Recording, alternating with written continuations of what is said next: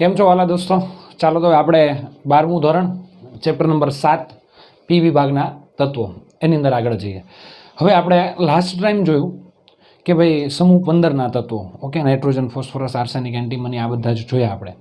એમાં ખાસ કરીને નાઇટ્રોજનના અલગ અલગ સંયોજનો જોયા અને ફોસ્ફરસના જોયા, બરાબર છે. હવે આપણે સમૂહ 16ની વાત કરવાની છે. સમૂહ 16ના તત્વો જે છે એ જોવાનું છે. એક પછી એક વિગતવાર આપણે જોઈએ છે.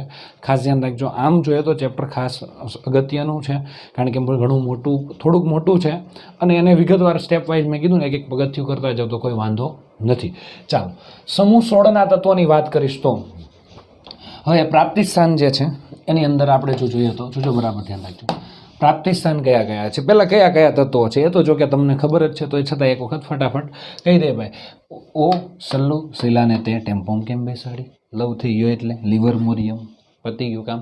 ખબર જ હતી તમને, આવું હોય જ. ઓક્સિજન, સલ્ફર, સેલેનિયમ, ટેલ્યુરિયમ, પોલોનિયમ અને લીવર મોરિયમ, બરાબર છે. આ લીવર મોરિયમ હમણાં શોધાયેલું તત્વ છે, એટલે હમણાં થોડા વર્ષ પહેલાં, એટલે આ જે છે છેલ્લે લાસ્ટમાં આવેલું તત્વ છે. ચાલો, તો ઓક્સિજન ક્યાંથી મળે? પ્રાપ્તિ સ્થાન જે છે મેં કે પહેલાં કીધું તો એમ ઓનલી જેડબલ નીટ આ વર્ષ માટે જ, બરાબર છે, 2021ની એક્ઝામ માટે જ જેડબલ નીટ માટે લખી નાખવાનું છે, બાકી તો રેગ્યુલર જે છે એ પ્રમાણે જ થશે, બરાબર. એટલે આ ઓનલી જેડબલ નીટ લખી નાખવાનું છે, પણ પ્રાપ્તિ સ્થાનને તમારે રેગ્યુલર જ તૈયાર કરવાના છે, વ્યવસ્થિત જ પ્રિપેર કરવાના છે. ચાલો, તો ઓક્સિજન પૃથ્વીના પોપડામાં 46.6% ભાગ ઓક્સિજન દ્વારા શુષ્ક હવામાં છે. એટલે કે પૃથ્વી, જો હવે બધા તત્વોની વાત કરીએ ને તો આખા વર્ગ કોષ્ટકમાં ઘણા બધા તત્વો છે, પણ પૃથ્વીના પોપડામાં વજનથી દળથી, જો પાણી છે ને, પાણી દરિયાની અંદર તમને ખબર, પૃથ્વીની અંદર મોટાભાગનું પાણી છે, તો પાણી છે H2O જે છે, H2O એમાં દળથી આનું પ્રમાણ 89% છે. એટલે પાણીમાંય મોટાભાગનું પ્રમાણ ઓક્સિજનનું છે. હવામાં ઓક્સિજન ઘણો બધો છે, બરાબર છે.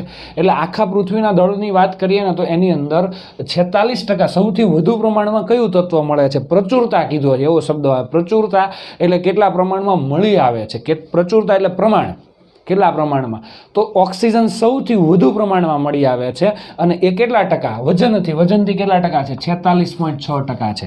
એટલે આ ખાસ અને ખાસ ધ્યાન રાખજો, 46.6% જેટલો ઓક્સિજન મળી આવે છે તમને, બરાબર, વજનથી પૃથ્વીના પોપડામાં. અને હવામાં, શુષ્ક હવામાં કદથી કેટલો છે? 20.946%, એટલે 21% કહી દો તો એ ચાલે, સીધી જ વાત છે, બરાબર. આ મળી આવે છે. એટલે ઓક્સિજન પ્રાપ્તિ સ્થાન તમને ઓટોમેટિક યાદ રહી જ જાય. પણ સૌથી વધુ મળી આવતું તત્વ કયું છે પૃથ્વીના પોપડામાં? તો ઓક્સિજન. અને કેટલા ટકા? 46.6%, બરાબર. ઓકે, ચાલો, સલ્ફર.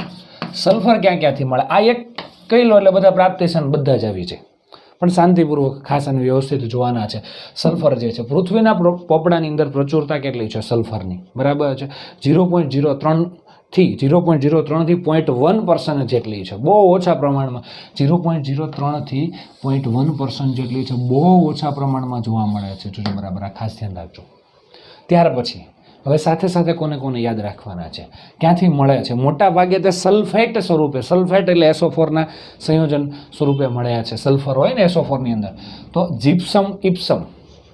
જીપ્સમ એની અંદર CaSO4 × 2H2O. ઇપ્સમ એટલે Mg.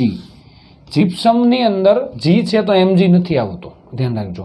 ઇપ્સમની અંદર Mg આવે છે, એટલે આ ખાસ ધ્યાન રાખજો. ઓકે, આ તમારે યાદ રાખવું હોય તો Kg, બરાબર છે. તો Kg જે છે કેલ્શિયમ હોય તો જીપ્સમ આવે છે, CaSO4 × 2H2O. ઇપ્સમ એટલે MgSO4 × 7H2O છે, એટલે આ ખાસ ધ્યાન રાખજો, બરાબર છે. બેરાઇટ, આ MCQમાં પૂછી દે છે, બેરાઇટ BaSO4, બરાબર છે.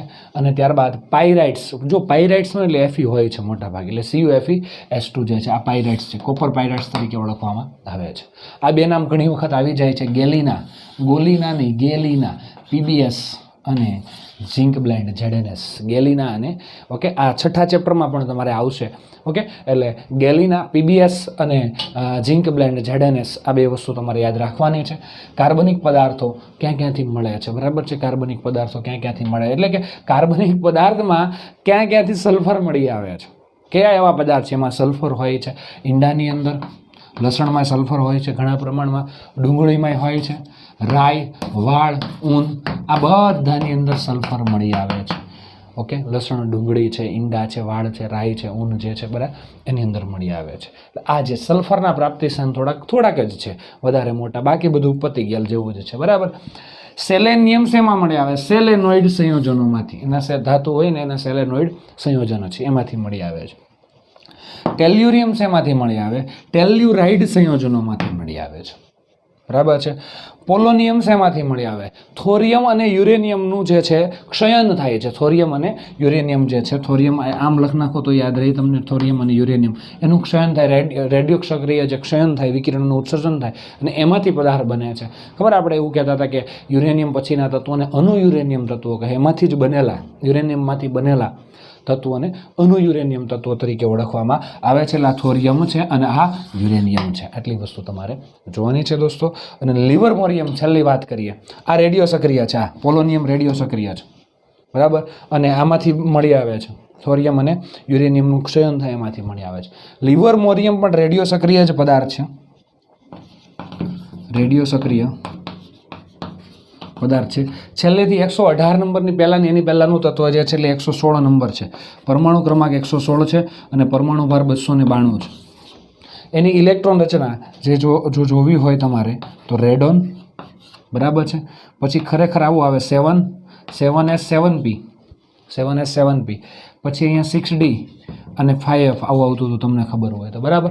તમારે વ્યવસ્થિત લખવું હોય તો 7s ને અહીંયા લઈ લેવાનું, આમ લખો તોય વાંધો નથી, બરાબર જ છે, ખોટી ઇલેક્ટ્રોન રચના નથી બરાબર. આ તો તમારે સરળતા 7s ને 7p બરાબર, આ યાદ રહે એટલા માટે. 7s અને 7p છે એટલે ડી કઈ હોય? 6d હોય, એના કરતાં એક ઓછો f હોય. આ બેને ફૂલ જ ભરી દેવાની, આમાં 10. સમૂહ 16 છે એટલે 12ની કક્ષામાં 6 ઇલેક્ટ્રોન હોય એટલે તમને ખબર છે આમાં 2 ને આમાં કેટલા આવે? 4 આવે. પતી ગયું. આ પણ રેડિયો સક્રિય પદાર્થ છે. આના પ્રાપ્તિસ્થાનની તો વાત જ ન આવે, કેમ કે હમણાં સંશોધન થયું બીજું કે આનો સમય, અર્ધાયુષ સમય બહુ ઓછો છે, સેકન્ડનો અમુક ભાગ છે, સેકન્ડનો નાનો ભાગ છે. એક સેકન્ડનો એકદમ નાનો ભાગ છે એની અંદર, એટલે એની અંદર એનું ક્ષયન થઈ જાય છે. તો રહે જ નહીં તો એનું પ્રાપ્તિસ્થાન કઈ રીતે? એટલે બનાવ્યો હોય ને ત્યાં સુધી થોડાક સેકન્ડ માટે રહે છે, પછી તેનું વિઘટન થઈ જાય છે. એટલે આ ખાસ ધ્યાન રાખજો. આ બધા પ્રાપ્તિસ્થાન જે છે એ લખી લેજો, વ્યવસ્થિત નોટમાં તો લખેલા હોવા જોઈએ છે બરાબર છે. ચાલો દોસ્તો, તો હવે આપણે આગળ જઈએ કે સમૂહ 16ના તત્વો જે છે એની સામાન્ય માહિતી આપણે લેવાની છે બરાબર છે. એની પરમાણવીય ગુણધર્મો એના જોવાના છે. તો પરમાણવીય ગુણધર્મોની અંદર સૌથી પહેલાં એની ઇલેક્ટ્રોન રચના, ઓકે. ઇલેક્ટ્રોન રચના કેવી છે તમને ખબર જ છે. જોકે થોડીક વધારે ઇલેક્ટ્રોન રચના જે છે એ પરફેક્ટ તમે તૈયાર કરી નાખો તો ચાલો ને, હમણાં ઓક્સિડેશન અવસ્થા લઈએ એટલે તમને ઇલેક્ટ્રોન રચના હમણાં મારે લખવી જ પડશે આખી, એટલે ત્યારે હું લખું જ છું બરાબર છે. તો ઇલેક્ટ્રોન રચના અત્યારે કોમન લખું છું, NH2 NP4. 12ની કક્ષામાં 6 ઇલેક્ટ્રોન છે તમને ખબર છે, S કક્ષકની અંદર 2, P કક્ષકની અંદર 4 છે. પછી એની પરમાણવીય અને આયનીય ત્રિજ્યા, ચાલો પરમાણવીય ત્રિજ્યાની વાત કરશું તો સમૂહમાં ઉપરથી નીચે તરફ જઈએ, ઓક્સિજન, સલ્ફર, સેલેનિયમ, ટેલ્યુરિયમ, પોલોનિયમ અને લિવરમોરિયમ બરાબર છે. આ લિવરમોરિયમ હમણાં નવો એડ થયો, ઓ સલ્લો સિલાન ટેમ્બુમ કેમ બેસાડી. ઓકે, આ નામ આવડવા જોઈએ, ખાલી કીથી ન ચાલે, એટલે આ ખાસ ધ્યાન રાખજો. તો આ જે ઉપરથી નીચે તરફ જઈએ છીએ તેમ પરમાણવીય ત્રિજ્યા શું થાય છે? વધે છે. પરમાણવીય ત્રિજ્યા વધે છે. ઓકે, બસ આટલું જ લખવાનું છે, વધારે નથી. તમને ખબર મુખ્ય ક્વોન્ટમ વધે છે તો પરમાણવીય ત્રિજ્યામાં વધારો થાય છે. પણ એના પછીની વાત ખાસ કરવાની છે, આયનીકરણ એન્થાલ્પી. આયનીકરણ એન્થાલ્પી આ પૂછાય તો તમારે બધું કોઈ ટેન્શન જ નથી, કેમ કે બધું લોજિકલ છે. આ એક પહેલો પ્રશ્ન એવો આનો આવે બધા સમૂહનો કે લોજિકલ છે, બાકી બધું યાદ રાખવાનું આવે, એવું બધું આવે. એમાંય લોજિક તો આવે જ ને, ફંડાને લોજિક હું આપતો જ જાઉં છું તમને બરાબર, પણ એમાં થોડીક મહેનત કરવી પડે આપણે. ચાલો, આયનીકરણ એન્થાલ્પી, ઉપરથી નીચે તરફ જઈએ તેમાં આયનીકરણ એન્થાલ્પીમાં શું ફેરફાર થાય છે? વધારો થાય કે ઘટાડો થાય? સિમ્પલ વસ્તુ છે, ઘટાડો થાય. કદ વધતું જાય ને, આ ઓક્સિજનનું કદ નાનું એવું હોય, એનું કદ એના કરતાં આનું કદ મોટું થાય, એના કરતાં સલ્ફરનું કદ મોટું થાય, અને છેલ્લે અહીંયા પહોંચે એટલે આ તો ડઘા જેવો થઈ જાય, ઘણો બધો કદ વધી જાય, ઇલેક્ટ્રોન સરળતાથી ગુમાવી શકે. તો સમૂહમાં નીચે તરફ જઈએ તેમ આયનીકરણ એન્થાલ્પી ઘટે છે. ઉપરથી નીચે તરફ જતાં આયનીકરણ એન્થાલ્પી ઘટે છે. આયનીકરણ એન્થાલ્પીમાં ઘટાડો થાય છે. સમૂહમાં ક્યાં જાવ? ઉપરથી નીચે કન્ટિન્યુ ઘટાડો થાય છે. આ તમને ખબર છે. પણ હા એક વસ્તુ ખાસ યાદ રાખવાની, આની આયનીકરણ એન્થાલ્પી સમૂહ 15ના તત્વો બરાબર છે, સમૂહ 15 સમૂહ 16 આપણે ભણીએ છીએ સમૂહ 16. સમૂહ 16ના તત્વોની સામાન્ય ઇલેક્ટ્રોન રચના NH2 NP4, સમૂહ 15ના તત્વોની સામાન્ય ઇલેક્ટ્રોન રચના NH2 NP3, પી કક્ષકમાં 3 ઇલેક્ટ્રોન એટલે અર્ધપૂર્ણ છે. ખરેખર અહીંયા સમૂહ 14 છે, અહીંયા સમૂહ 17 છે બરાબર છે. હવે આમ તમે જાઓ છો, આમ તમે જાઓ તેમ આયનીકરણ એન્થાલ્પી વધે છે, આયનીકરણ એન્થાલ્પી વધે છે બરાબર છે. આયનીકરણ એન્થાલ્પી શું થાય? વધે છે બરાબર. પણ એક ખાસ ધ્યાન રાખજો, આમ જાઓ તેમ આયનીકરણ એન્થાલ્પી વધે એટલે સૌથી વધારે 17ની, એના કરતાં ઓછી 16ની, એના કરતાં ઓછી 15ની, એના કરતાં ઓછી 14ની. પણ આ સમૂહ 15ના તત્વોની આયનીકરણ એન્થાલ્પી 16 કરતાં ઓછી હોવી જોઈએ, કેમ કે આમ જાઓ તેમ વધે છે, આમ આવો તેમ ઘટે છે. પણ આની ઓછી હોવી જોઈએ, પણ સમૂહ 15ના તત્વોની પ્રથમ આયનીકરણ એન્થાલ્પી સમૂહ 16 કરતાં વધારે છે. કેમ વધારે છે? તમારે લખાણ આરામથી લખી શકો. કેમ કે સમૂહ 15ના તત્વોની પી કક્ષકમાં 3 ઇલેક્ટ્રોન છે, એટલે પી કક્ષક અર્ધપૂર્ણ છે, અર્ધપૂર્ણ છે જે સ્થાયી છે, જેમાંથી એક ઇલેક્ટ્રોન દૂર કરવો મુશ્કેલ છે. એથી પ્રથમ આયનીકરણ સમૂહ 16ના તત્વો કરતાં સમૂહ 15ના તત્વોની પ્રથમ આયનીકરણ એન્થાલ્પી વધારે છે બરાબર છે. એટલે આ રીતે તમે અહીંયા પહેલું તત્વ અહીંયા નાઇટ્રોજન આવે, અહીંયા ઓક્સિજન, તો નાઇટ્રોજનની પ્રથમ આયનીકરણ એન્થાલ્પી વધારે છે ઓક્સિજન કરતાં. હા, પછી 17 આવે બરાબર છે, એટલે અહીંયા 16 પછી 15 પછી 17 આ રીતે આવે. એટલે આ કોન્સેપ્ટ ખાસ કહેવાનો જ છે, આ ભૂલવાનું નથી. આ કોન્સેપ્ટ વાઇઝ ચાલવાનું બરાબર. આ વાત થવી જ જોઈએ, એના વગર ચાલે નહીં. હા, પણ એક વસ્તુ ચોક્કસ છે કે તમે સમજી ગયા હશો તે અને તમે એક્સપ્લેન કરતા હોય તે, એમાં ઘણો ડિફરન્ટ હોય. એટલે તમને સમજાઈ જાય એટલે થિયરી તમે લખી શકો એ ફરજિયાત નથી. ઘણા એમ કહે કે સર હું આખી થિયરી સમજી ગયો હતો, મેં પરફેક્ટ ભણ્યા ત્યારે મને આવડી ગયું હતું, પણ હું લખવા જાઉં ત્યારે મને નથી આવડતું. પણ એનું એક જ વસ્તુ છે, તમારે લખવાની પ્રેક્ટિસ કરવી પડશે. લખવાની પ્રેક્ટિસ કર્યા વગર નહીં આવડે. અને આ 12મું ધોરણ છે, આમાં થિયરી છે, આ ખબર છે તમને બરાબર છે ને. 11મા ધોરણ સુધી ચાલતું હતું કે એમાં વાંધો નહોતો, એમાં કહેતા ચાલો એમસીક્યુમાં, પણ આમાં થિયરી પ્લસ એમસીક્યુ છે, લખવાની પણ છે. એટલે લખવાની પ્રેક્ટિસ હશે તો અને તો જ થશે, બાકી નહીં થાય.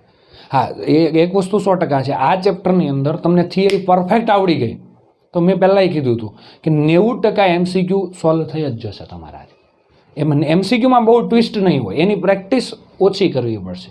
બાકી બધા ચેપ્ટરમાં તમે રેગ્યુલર થિયરી ભણો, પછી એમસીક્યુની પ્રેક્ટિસ કરવી જ પડે, નહીં તો એમસીક્યુ ન આવડે. પણ આની અંદર એમસીક્યુની પ્રેક્ટિસ બહુ ઓછી કરવી પડશે, એટલે થિયરી વધારે મથાવશે પણ પછી વાંધો નહીં આવે. એટલે આવડવું એ અગત્યની વસ્તુ છે, પણ એના કરતાં પછી એને આવડ્યા પછી એને લખવું, એટલે જાતે લખો તો તમને ખબર પડશે મને કેટલું આવડે છે કે નહીં બરાબર. અને એક્ઝામ આપો તો એકદમ વ્યવસ્થિત આપો બરાબર છે. હવે મેચ્યોરિટી હોવી જોઈએ. તમે પહેલાં બીજા 5મા 10મા વાળા નથી, 11 12 સાયન્સમાં છો તમે, એમાં ખાસ 12 સાયન્સમાં તમે પહોંચી ગયા એટલે તમને ખબર છે કે પેપર જે છે વ્યવસ્થિત તમારા માટે એક્ઝામ છે. જોઈને શા માટે લખવું જોઈએ. ઘણા સ્ટુડન્ટ હોય એટલે અમને ખબર પડી જ જાય કે જોઈને લખેલું છે ને જોયા વગર લખેલું, માર્ક્સ પરથી ખબર પડી જ જાય. અને મહેનત કરીને માર્ક્સમાં ઇન્ક્રીમેન્ટ આવ્યું એ ખબર પડી જાય એમ ખ્યાલ આવે. એટલે તમારા માટે છે એક્ઝામ, એટલે એ જરાક એ મેચ્યોરિટી રાખો કે ભાઈ નહીં, મારે એક્ઝામ આપવી જ છે ને જોયા વગર હું લખો તો મને ખબર પડશે કે કેટલા માર્ક્સ મારે આવે છે. એટલે આવી બધી બાબતો ખાસ ધ્યાન રાખતા જાઓ બરાબર છે. કારણ કે આ એક્ઝામ તમારા માટે છે, અમને માર્ક્સ બતાવવા માટે નથી, તમારા માટે કે ભાઈ તમને એટલા માર્ક્સ આવે છે તો મારે આમાં કેટલું વાંચવાની જરૂર છે, એના માટે એક્ઝામ હોય છે બરાબર ને. ચાલો હવે આપણે આયનીકરણ એન્થાલ્પી પછી ઇલેક્ટ્રોન પ્રાપ્તિ એન્થાલ્પી તરફ જઈએ. ઓકે, ઇલેક્ટ્રોન પ્રાપ્તિ એન્થાલ્પી.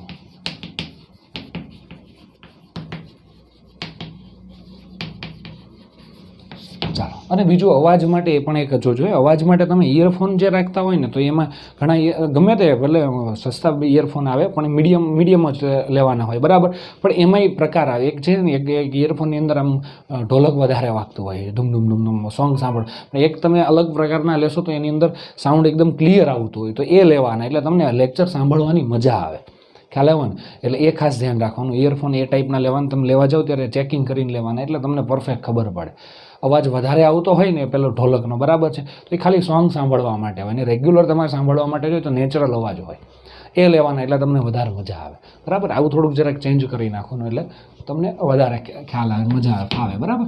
ઇલેક્ટ્રોન પ્રાપ્તિ એન્થાલ્પી. ઇલેક્ટ્રોન પ્રાપ્તિ એન્થાલ્પી બહુ અગત્યની વસ્તુ છે. ઓકે, એના માટે મેં તમને એક વસ્તુ પણ યાદ રાખવાની કીધી હતી, ઓક્સિજન, સલ્ફર, સેલેનિયમ, ટેલ્યુરિયમ અને પોલોનિયમ. આમાં મેં તમને કીધું હતું બધાની ઇલેક્ટ્રોન પ્રાપ્તિ એન્થાલ્પી યાદ નથી રાખવાની, પણ સમૂહ 16 અને સમૂહ 17ના તત્વોને યાદ રાખજો, જેથી કરીને અપવાદમાં કોઈ દિવસ તમારે ટેન્શન ન થાય. ઓક્સિજનની ઇલેક્ટ્રોન પ્રાપ્તિ એન્થાલ્પી કેટલી છે? ઓક્સિજનની ઇલેક્ટ્રોન -141, બરાબર છે. આની કેટલી છે? -200, આની -195, -190 અને -174 સમથિંગ છે, બરાબર છે. આ ઋણ મૂલ્ય જે છે એ ઋણ મૂલ્ય ઘટે છે. અહીંયાથી અહીંયા આવો છો, અહીંયાથી અહીંયા આવો છો તો આ ઋણ મૂલ્ય ઘટે છે. ઇલેક્ટ્રોન પ્રાપ્તિ એન્થાલ્પીનું ઋણ મૂલ્ય ઘટતું જાય છે, બરાબર છે. એક અપવાદ છે, તમને ખબર છે, ઓક્સિજન. અને ઓક્સિજનનો અપવાદ કેમ છે એ પણ તમને ખબર છે. ઓક્સિજનમાં દાખલ થતો ઇલેક્ટ્રોન જે દાખલ થાય છે એ ટૂંપી કક્ષકમાં દાખલ થાય. ટૂંપી કક્ષક નાની છે એટલે એમાં અપાકર્ષણ વધારે છે, એટલે વધારે ઇલેક્ટ્રોન આકર્ષવા તાકાત કરશે નહીં, બરાબર છે. એટલે ખાસ ધ્યાન રાખજો, ઓક્સિજનની ઇલેક્ટ્રોન પ્રાપ્તિ એન્થાલ્પી સૌથી છેલ્લે આવે છે. એટલે આ ક્રમ પણ પૂછી શકે છે તમને એક્ઝામની અંદર, સૌથી વધુ એના કરતાં ઓછી, એના કરતાં ઓછી. એટલે આ લોજિક યાદ હોય ને તો થિયરી આરામથી ને 100% ને વ્યવસ્થિત તમે લખી શકો ભૂલ વગર, બરાબર. ચાલો એના પછી સૌથી છેલ્લી વાત, 5મું, બરાબર છે, ઇલેક્ટ્રોન પ્રાપ્તિ એન્થાલ્પી.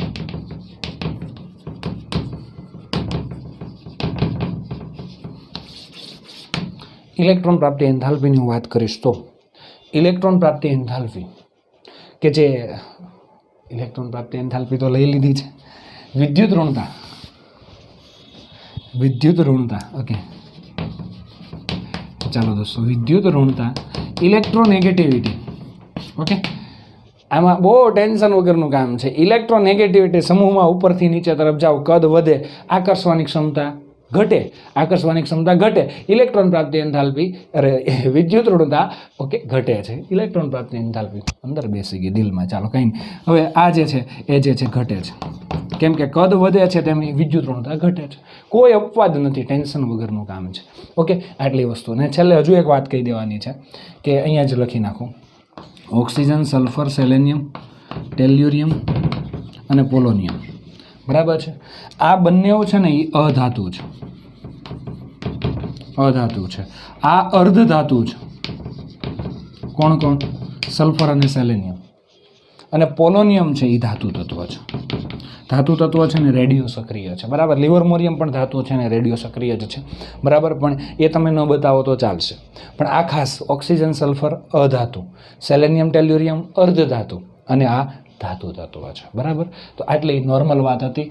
ઇલેક્ટ્રોન રચના, પરમાણ્વીય ત્રિજ્યા નીચે તરફ જઈએ તેમ વધે છે. ઓક્સિજનની પરમાણુ ત્રિજ્યા ઘણી બધી નાની છે અને આયનીકરણ એન્થાલ્પી ઘટે છે. નીચે તરફ જઈએ ઇલેક્ટ્રોન પ્રાપ્તિ એન્થાલ્પીનું ઋણ મૂલ્ય પણ ઘટે છે, પણ ઓક્સિજન અપવાદ છે અને વિદ્યુત ઋણતા ઘટે છે. અને આ અધાતુ, અર્ધધાતુ અને ધાતુ, બરાબર છે. મસ્ત રીતે તમે લખી શકો. લખાણ તમે અક્ષર આનંદમાંથી લખી નાખવાનું, પણ આ રીતે યાદ રાખવાનું, આવા કોન્સેપ્ટથી યાદ રાખી લેવાનું છે, ઓકે. ચાલો દોસ્તો, તો હવે આપણે જોઈએ ઓક્સિડેશન અવસ્થા, સમૂહ 16ના તત્વોની ઓક્સિડેશન અવસ્થા. તો એની અંદર બરાબર ધ્યાન આપજો, તત્વોની ઓક્સિડેશન અવસ્થા,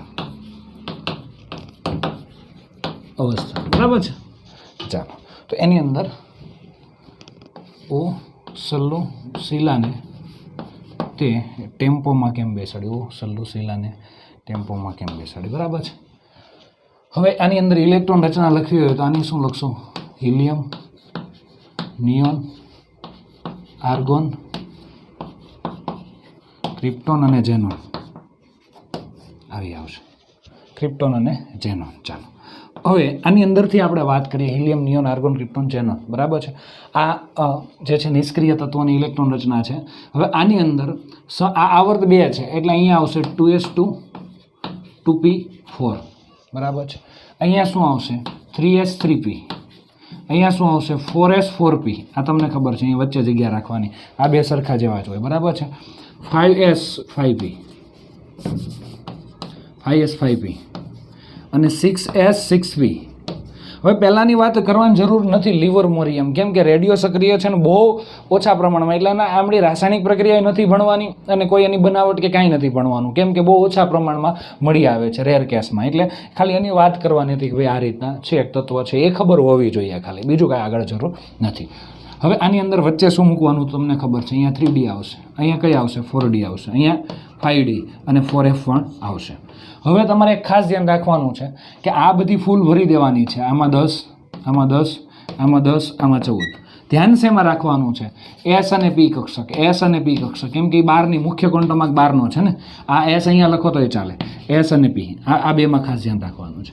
આમાં કેટલા ઇલેક્ટ્રોન? 2 અને 4, 2 અને 4, 2 અને 4, 2 અને 4. તો બારની કક્ષામાં કેટલા ઇલેક્ટ્રોન છે? અને બારની કક્ષામાં 4 ને 2 6, 6 ઇલેક્ટ્રોન છે, બરાબર છે બારની કક્ષામાં. તો આની ઓક્સિડેશન અવસ્થા કઈ હશે? 6 ઇલેક્ટ્રોન ધરાવે છે. સામાન્ય ઇલેક્ટ્રોન રચના જે તમને ખબર છે NH2 NP4 છે. હવે આપણે અહીંયાથી જો જોઈએ તો ઓક્સિજન, સલ્ફર, સેલેનિયમ, ટેલ્યુરિયમ અને પોલોનિયમ, એની ઓક્સિડેશન અવસ્થાની વાત કરીએ તો બધા -2 ઓક્સિડેશન અવસ્થા ધરાવે. કેમ કે બહારની કક્ષામાં 6 ઇલેક્ટ્રોન છે, 2 મેળવી લે તો 8 પૂરા થઈ જાય. તો એના માટે 2 મેળવશે તો આ 2 2 2 -2.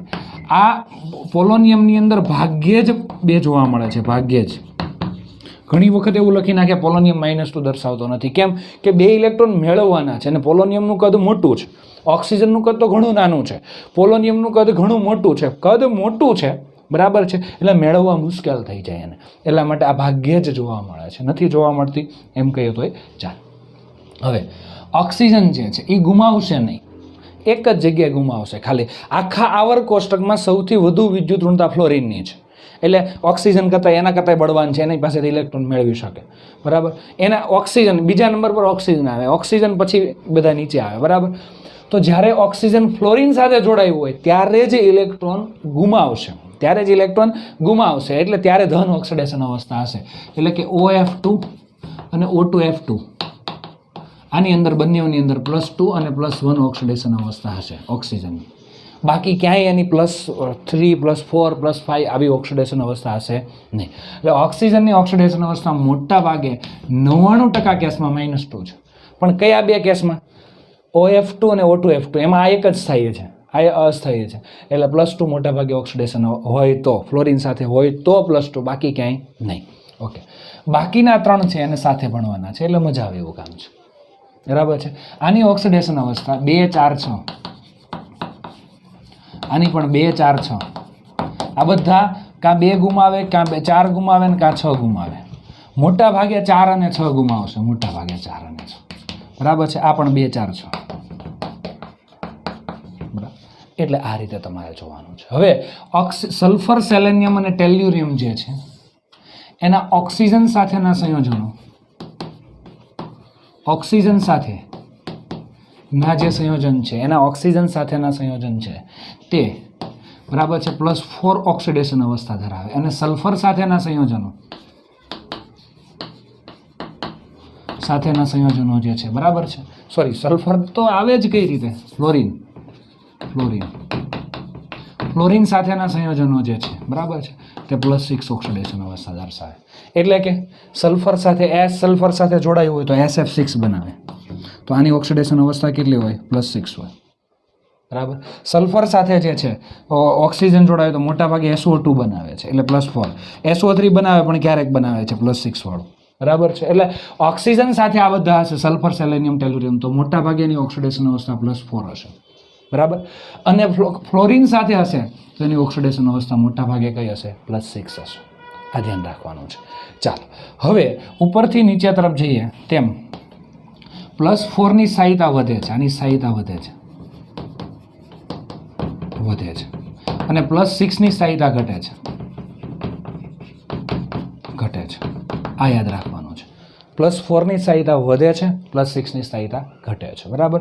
અને +4 અને +6 ઓક્સિડેશન અવસ્થાવાળા સંયોજનો મોટા ભાગે સહસંયોજક છે. ઓક્સિડેશન અવસ્થાવાળા સંયોજનો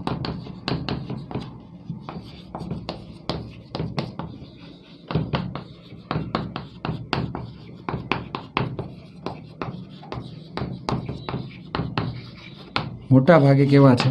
સહસંયોજક છે, બરાબર છે. એટલે આટલી વસ્તુ તમારે યાદ રાખવાની છે. જો ફટાફટ એક વખત સમૂહ 16ના તત્વોની ઇલેક્ટ્રોન રચના, સામાન્ય ઇલેક્ટ્રોન રચના NH2 NP4 છે, helium, neon, argon, krypton, xenon અને, બરાબર છે, એટલે સુધી છે. આ 2 બીજો આવર્ત, ત્રીજો, ચોથો, પાંચમો, છઠ્ઠો આવર્ત છે. આની અંદરથી હવે બહારની કક્ષામાં કેટલા ઇલેક્ટ્રોન? 6 છે. એટલે હવે અને 2 મેળવે તો 8 થઈ જાય, એટલે બધા 2 ઇલેક્ટ્રોનની રચના ધરાવે છે, એટલે બધા તત્વોની -2 ઓક્સિડેશન અવસ્થા છે. પણ એક ખાસ કહેવાનું કે પોલોનિયમ ભાગ્યે જ ક્યારેક જ -2 ઓક્સિડેશન અવસ્થા ધરાવે, કેમ કે એનું કદ મોટું છે. હવે ઓક્સિજનની વાત કરવાની. ઓક્સિજન 2 જ અવસ્થામાં ઇલેક્ટ્રોન ગુમાવે, OF2 અને O2F2માં. એમાં +2 અને +1 ઓક્સિડેશન, બાકી એની +4 +6 એવી ઓક્સિડેશન અવસ્થા હોય નહીં. સલ્ફર, સેલેનિયમ, ટેલ્યુરિયમ એટલે બાકીના બધાની 2 4 6 ઓક્સિડેશન અવસ્થા છે. 2 4 6 બરાબર છે. -2 તો છે જ, આની -2 ભાગ્યે જ 2 4 6. આની અંદર +6 પણ ઓછી જ જોવા મળે છે, બરાબર છે. +4 વધારે જોવા મળે છે, એટલે આ ખાસ ધ્યાન રાખજો તમે. એના પછી આ 3 સાથે સલ્ફર, સેલેનિયમ ને ટેલ્યુરિયમ જો ઓક્સિજન સાથે હોય તો +4 ઓક્સિડેશન અવસ્થા દર્શાવે, અને ફ્લોરિન સાથે હોય તો +6 ઓક્સિડેશન અવસ્થા દર્શાવે છે, બરાબર છે. અને એ ઓક્સિજનથી ઉપરથી નીચે તરફ, સમૂહમાં ઉપરથી નીચે તરફ જઈએ તેમ સ્થાયિતા વધે છે. આની +4ની સ્થાયિતા વધે છે, અને આમાં નીચે તરફ જઈએ તેમ સ્થાયિતા ઘટે છે, બરાબર. અમે 4 અને 6 ઓક્સિડેશન અવસ્થાવાળા સંયોજનો મોટા ભાગે કેવા છે? સહસંયોજક છે, બરાબર. આ યાદ રાખવાનું. સાથે સાથે આના ભૌતિક ગુણધર્મ લઈએ, 2 જ મિનિટમાં પતી જાય એવું છે, બરાબર છે. એટલે ચાલો આના ભૌતિક ગુણધર્મની આપણે વાત કરીએ તો ઓક્સિજન, સલ્ફર, સેલેનિયમ, ટેલ્યુરિયમ, પોલોનિયમ એ કયા કયા છે એ તમને ખબર જ છે. ધાતુ, અધાતુ, અર્ધધાતુ. તો ભૌતિક ગુણધર્મમાં એ કહેવું પડે ધાતુ છે, અધાતુ છે કે અર્ધધાતુ. ઓક્સિજન, સલ્ફર, સેલેનિયમ, ટેલ્યુરિયમ અને પોલોનિયમ, બરાબર છે. આ બંને જે છે અધાતુ છે, આપણે હમણાં જ વાત કરી હતી. આ બંને અર્ધધાતુ છે, અને આ જે છે ધાતુ તત્વ છે, બરાબર છે. પછી વાત ખાસ કરવાની છે કે આ પોલોનિયમ છે ને એનો અર્ધાયુષ સમય, આ રેડિયો સક્રિય છે,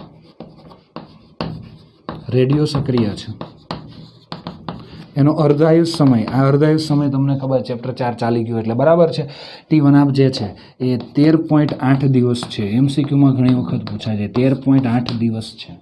એના નીચે લિવરમોરિયમ છે, એ પણ રેડિયો સક્રિય જ છે, પણ સેકન્ડનો નાનો ભાગ છે, ફિક્સ નથી કીધું, પણ સેકન્ડ કરતાં ઓછો એમ એનો અર્ધ. સેકન્ડના અમુક ભાગની અંદર જ તેનો નાશ થઈ જાય છે, એટલે નાશ નહીં પણ અડધું થઈ જાય સાંદ્રતા. એના બીજી સેકન્ડમાં એના કરતાં અડધી, એટલે નથી રહે એમ જ કહી શકાય ને આપણે.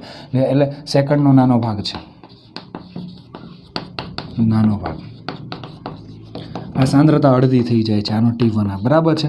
આ લિવરમોરિયમની વાત કરીએ તો એની અંદર સમૂહમાં ઉપરથી નીચે તરફ જઈએ તેમ ગબી ને ઉબી, ગલન બિંદુ અને ઉત્કલન બિંદુ ઘટે છે. સમૂહમાં ક્યાં જઈએ? ઉપરથી નીચે તરફ જઈએ તેમ ગલન બિંદુ ને ઉત્કલન બિંદુ ક્રમશઃ ઘટતા જાય છે, બરાબર છે. એના પછી જો આપણે વાત કરીએ તો એમાં ખાસ એક વાત કરવાની છે, એક બહુ અગત્યની વાત છે કે સલ્ફર, ઓક્સિજન અને સલ્ફર.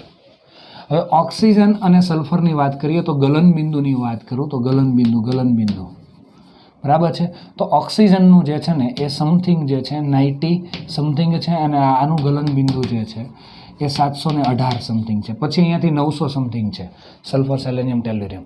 તો આ બે વચ્ચે અહીંયાથી 900 સમથિંગ છે, ઓકે, સલ્ફર, સેલેનિયમ અહીંયાથી. પણ આ 900 આસપાસ 918 સમથિંગ છે. આ મૂલ્ય તમારે યાદ નથી રાખવાના, સમજાવવા માટે લખ્યા છે. તો આ બેમાં એટલો બધો કેમ તફાવત મોટો છે? ઓક્સિજન અને સલ્ફરના ગલન બિંદુમાં મોટો તફાવત તેના પરમાણ્વીયકરણના આધારે સમજાવી શકાય. પરમાણ્વીયકરણના આધારે સમજાવી શકો છો. એટલે કે ઓક્સિજન છે ને O2 સ્વરૂપે હોય છે, એટલે એના 2 પરમાણુ જ જોડાયેલા હોય. જ્યારે સલ્ફરના S8 સ્વરૂપે હોય છે મોટા ભાગે, S6 અને S8 સ્વરૂપે હોય છે. S6 હોય ઘણી વખત, S8 સ્વરૂપે હોય છે મોટા ભાગે. S8 ઘણા બધા પરમાણુ ભેગા છે, સિમ્પલ વસ્તુ, ઘણા બધા ભેગા થાય એટલે ગલન બિંદુ ઊંચું જ હોવાનું છે. એટલે એના પરમાણ્વીયકરણના ગુણધર્મ દ્વારા સમજાવી શકાય. બે વચ્ચે મોટો તફાવત છે ગલન બિંદુમાં. MCQમાં પૂછી શકે, કારણમાં પૂછી શકે તમને, બરાબર છે. કે ઓક્સિજન કરતાં સલ્ફરનું ગલન બિંદુ વધારે છે, ઘણું બધું વધારે, તફાવત બહુ વધારે છે. એનું કારણ કયું છે?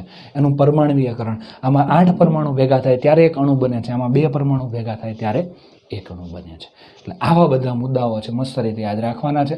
ગુણધર્મ પણ મસ્ત લખી લો તમે, અને નોટની અંદર વ્યવસ્થિત લખી લો, બરાબર છે. ચાલો દોસ્તો, એક લાસ્ટમાં એક નાની અમથી વાત જોઈ લઈએ આપણે કે ઓક્સિજનના અનિયમિત ગુણધર્મો જણાવો. અનિયમિત ગુણધર્મો સમૂહના અન્ય તત્વો કરતાં અલગ કેમ પડે છે? જો ઓક્સિજન, સલ્ફર, સેલેનિયમ, ટેલ્યુરિયમ અને પોલોનિયમ ઓક્સિજન આવર્ત 2નું તત્વ છે, બરાબર છે. એ પી વિભાગના અન્ય તત્વો કરતાં અલગ પડે છે, એટલે કે આવર્ત 2નું તત્વ જે છે અને અન્ય કરતાં અલગ પડે છે. આમાં આવર્ત કયો આવે છે? આમાં આવર્ત બીજો, આમાં ત્રીજો, આમાં ચોથો, આમાં પાંચમો અને આમાં છઠ્ઠો. હવે આપણે ઇલેક્ટ્રોન રચના જોઈ એમાં તમને યાદ હશે, અહીંયા ઇલેક્ટ્રોન રચના થોડીક આવી હતી, તમને ખબર છે. 2s 2p, 3s 3p, અહીંયા 4s 4p અને અહીંયા 3d હતી, 5s અહીંયા 5p અને અહીંયા 4d હતી, 6s 6p, 5d અને 6f 4f આવી હતી ઇલેક્ટ્રોન રચના. હવે આમાં ખાસ એક ધ્યાન એવું રાખજો કે ઓક્સિજન જે છે એ બીજા કરતાં અલગ કેમ છે? ખરેખર એક જ સમૂહના તત્વો છે, તો આ બધાના ગુણધર્મ સરખા હોવા જોઈએ. તો આ ઓક્સિજન એક અલગ કેમ પડે છે? તો એનું મેઇન કારણ તમારે કહેવાનું, એનું નાનું કદ ખરેખર ઘણું બધું નાનું છે અને વિદ્યુત ઋણતા બહુ વધારે છે બીજા કરતાં, બરાબર છે, એટલા માટે અલગ પડે છે. તો અલગ આવર્ત 2નું તત્વ છે, અલગ પડવાનું કારણ, પહેલું કારણ આપી દેવાનું છે, નાનું કદ અને વધુ વિદ્યુત ઋણતા. આ વધુ વિદ્યુત ઋણતાના કારણે તે અલગ પડે છે, બરાબર છે. એટલે આ 2 મુદ્દા ખાસ લખવાના છે, નાનું કદ છે અને વધુ વિદ્યુત ઋણતા છે. ઓકે, હવે બીજી વસ્તુ, એવું કયા કયા ગુણધર્મો છે કે અલગ પડે છે? તો સૌથી પહેલો ગુણધર્મ કે એના હું ચોખ્ખી જ પહેલાં જે છે ને વધારે એક વાત કરું, કેમ કે ટેક્સ્ટ બુકમાં થોડુંક ઓછું આપ્યું છે એટલા માટે. H2O, H2S, આ જ લખું છું, ઓક્સિજન, સલ્ફર, હવે સેલેનિયમ, H2Ac, H2Te, બરાબર છે, અહીંયા સુધી. આ રેડિયો સક્રિય છે એટલે આની બહુ વાત નથી કરતા. હવે આ હાઇડ્રાઇડ છે, અને હાઇડ્રાઇડ છે. તો હાઇડ્રાઇડમાં આમાં એકમાં હાઇડ્રોજન બંધ છે, હાઇડ્રોજન બંધ, બરાબર. એટલા માટે આનું ઉત્કલન બિંદુ ઊંચું છે. ખરેખર આ હાઇડ્રાઇડ જે છે આમ નીચે તરફ જઈએ તેમ ઉત્કલન બિંદુ વધે છે, ઉત્કલન બિંદુ વધે છે. પણ ઉત્કલન બિંદુ વધે છે, જોજો બરાબર, નીચે તરફ જઈએ તેમ ઉત્કલન બિંદુ વધે છે. તો આ નીચેથી ઉપર જઈએ તેમ ઉત્કલન બિંદુ ઘટવું જોઈએ, તો આનું સૌથી ઓછું હોવું જોઈએ, પણ આનું ઉત્કલન બિંદુ વધુ છે. એનું કારણ એમાં હાઇડ્રોજન બંધ છે. આ ખાસ ધ્યાન રાખજો, બરાબર છે. એટલે આનું ઉત્કલન બિંદુ ઊંચું છે, કેમ કે હાઇડ્રોજન બંધ વધારે. બાકી આમ નીચે તરફ જઈએ તેમ ઉત્કલન બિંદુ વધે, આમ જઈએ તેમ ઘટે, તો આનું સૌથી ઓછું હોવું જોઈએ, પણ ઓછું નથી હાઇડ્રોજન બંધના કારણે. H2Sમાં હાઇડ્રોજન બંધ બનતો નથી, આ ખાસ ધ્યાન રાખજો, આમાં એકેમાં નથી. ઓકે, એટલે આ અલગ પડે છે ઓક્સિજન, બરાબર છે. એટલે એક વાત થઈ ગઈ. બીજી વાત કે ઓક્સિજન જે છે એની અંદર ડી કક્ષકનો અભાવ છે, ડી કક્ષકના અભાવ છે. ડી કક્ષકના અભાવના કારણે, બરાબર છે, તમે એમ કહેશો આમાં ડી કક્ષક નથી, તો આમાં ક્યાં છે ડી કક્ષક? તો અહીંયાથી ચાલુ થઈ, અહીંયાથી ચાલુ થઈ. આમાં ડી કક્ષક છે, આમાં છે, ઓકે. તો આમાં નથી ને, આમાં છે ડી કક્ષક, અહીંયા 3D કક્ષક. આમાં 2 ઇલેક્ટ્રોન છે, આમાં 4 છે, બરાબર છે. પણ 3D કક્ષકમાં ઇલેક્ટ્રોન નથી, પણ ખાલી તો છે ને, છે તો ખરી ને, બરાબર. ઇલેક્ટ્રોન ડી કક્ષક છે તો ખરી ને, બરાબર છે. આ જો મહેમાન આવે તો એને આપણે આપવા માટે રૂમ જે છે, ગેસ્ટને રૂમ હોવો જોઈએ, બરાબર છે, એને રહેવા માટે વ્યવસ્થા. તો એની અંદર આને આમ બહારથી ઇલેક્ટ્રોન આવે તો અહીંયા ઇલેક્ટ્રોનને સમાવવા માટે અહીંયા ગેસ્ટ રૂમ છે નહીં, 2D કક્ષક જ નથી, બરાબર છે, એમાં છે જ નહીં.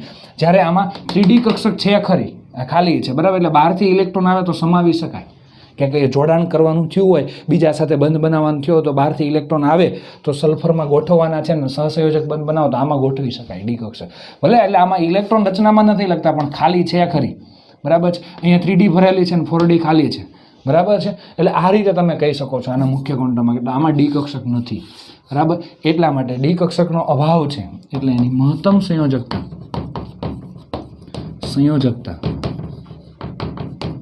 4 થાય, એનાથી વધારે નહીં થાય. ખરેખર તો ઓક્સિજનની સંયોજકતા 2 જ છે, મોટાભાગના સંયોજન 2 છે, 99% 2 જ આવે. પણ આ તો રેર કેસમાં ક્યાંક વધારે બંધ બનાવે ને આન તેન સવર્ગ સહસંયોજક બંને આન તેન, તો વધીને કેટલી થાય? 4 થાય. એનાથી વધારે પોસિબલ નથી, બરાબર છે. જ્યારે બાકીના તત્વો પાસે ડી કક્ષક હોવાથી, ખાલી ડી કક્ષક હોવાથી, બરાબર છે, એની સંયોજકતા બાકીના તત્વોમાં